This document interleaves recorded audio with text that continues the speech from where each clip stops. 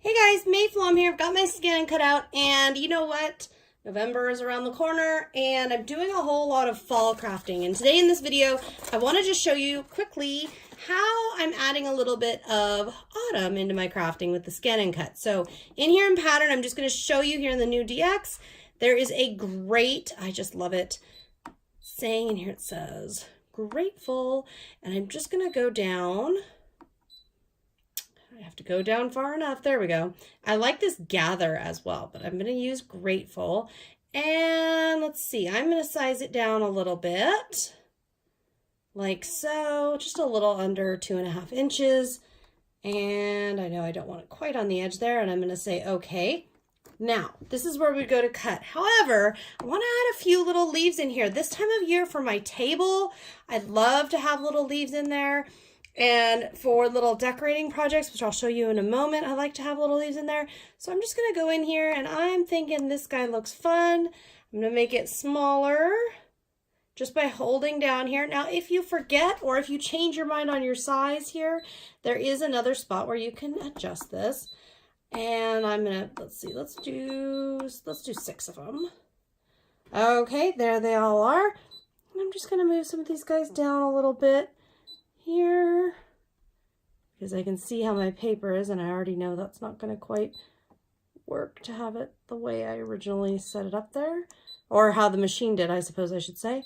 Okay, I can keep playing with this. The other thing I can do is hit this button right here, which will scan my mat in, and I can see that I actually want to move some things around more. I actually want my grateful down here a little further where those little words are.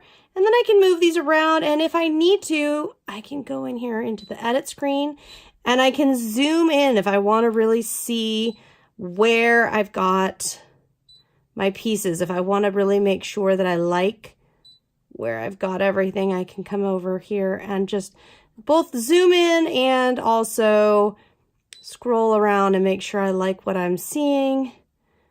And let's see. Yes, I think I do. And actually, I think I want this guy up a little, and I want one of these guys down here. I'm going to say okay, because now I know where I want that leaf. Then I can play around like so. Put this one down over here. And you can continue to work with this as much as you like or as little as you like. It's really up to you. I'm trying to get things kind of over to the side, so I leave a little space there for additional things that I might like to cut out. Once you are ready and satisfied with everything, you're just going to say okay and select cut and start. Now I've got some felt loaded onto my mat, and by the way, I put some stabilizer on the back, not because I'm going to keep it on there or that I need it necessarily, but to provide a non-felty back to stick to my mat so that it won't stick permanently to my mat. So I'm going to go in here, and now I'm going to pick a different leaf. This process, you guys, think super, super simple. Think really, really easy basics stuff. And the reason for that, if you're going, well, May, why bother if it's so easy? Well, the easy is kind of the point. This is the time of year where things get crazy, and I'm all in for shortcuts. I'm all in for things being easy for me to do. So I've got myself a little leaf here. I'm going to scoot it in, and actually I am going to make a couple of them. I like more simple shapes when I'm working with felt. I think of it this way. When I'm cutting paper, and I cut a lot of paper, but when I'm cutting paper or vinyl that's a more smooth material, it's very easy to get very, very detailed. Something like felt, though, I mean, it's a loose weave, and it's not going to be as welcoming to really intense details. So I try to save the more basic kind of shapes, or at least simpler lines for felt, so that it comes out nice and crisp and beautiful. And then, and I'm just going to kind of stagger these here. And then after I've done my felt and I've done all my different things, I can add other materials too, guys. We can add regular fabric, we can add more paper, we can add cork, we can add however many different materials we want to cut, we can. And with the DX, when I'm ready to cut, I don't have to tell it, I don't have to do anything differently versus when I had paper in here. because when I go and select cut, what's going to happen, and I'm going to leave the video running just so you can hear it get started. It's going to do its little test thing. There it goes. And then it tests the material to know how thick to cut, and it just cuts and adjusts automatically.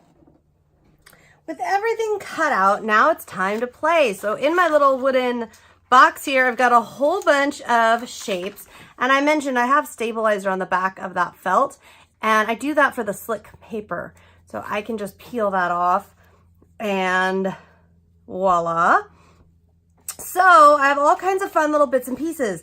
This is a cross stitch hoop that I finished up, and there were a whole lot of more leaves in the pattern, and I went, you know, instead of more leaves, what if I just pulled out my ScanNCut, did a whole bunch of fun little shapes, and maybe even added, I'm looking at adding, maybe adding the word grateful, maybe put some bigger leaves in here, just kind of, I don't know about the words, but just kind of add some decorations myself because I can. It's so easy.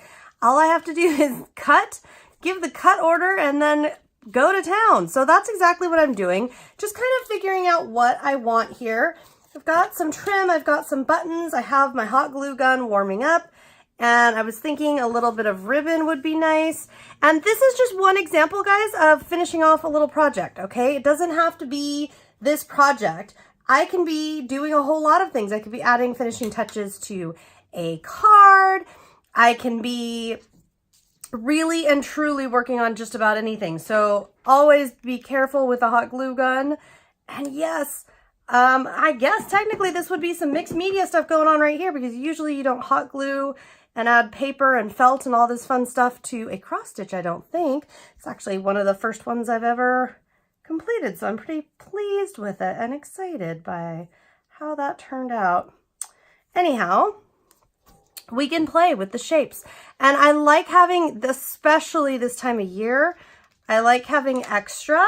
And I like having extra because I'm always looking for something for a card, for a hostess gift, there's always some reason why I need something for shape-wise that's fall. So by having all of these things just kind of extras cut and lying around, it really ends up saving me a lot of time and energy because I can just go to, okay, well, what do we have? What do I, what are my options here? What have I got? And take a look. And here I'm just going to add, I'm thinking about adding a few little buttons, just some fun little accents here to bring a little more dimension. You know, I'm all about dimension, so I can't just do like a flat stitch project. I got to go and get funky and add different things. And you see I've got different leaves here, and I'm sticking with the tones in the project itself, but I just love that because I've got my ScanNCut, well, it would have probably taken me all day long to stitch all kinds of leaves and scene and background. I can do in an hour or two, maybe less if I already had some stuff pre-cut and I was just playing with what I already had on hand, for sure. And you can play around with if you feel like, oh, I don't know, if you feel like adding more, adding less, if you want more layers, if you want to build fancy stuff like little flowers and scenes, you'll have to let me know how you're using your ScanNCut and your crafting tools to really make an impact in your fall, in your decorating, or, I do stuff like I'll put the leaves and things down on my table. It's a lot of fun to do. Overall, though, I'm so happy with how this has turned out. And again, this doesn't have to be this type of project that you're working on. You could be doing this on any number of decor projects, including, let's say you pick something up at the store that you liked and it just needs a little something. Well, there you go.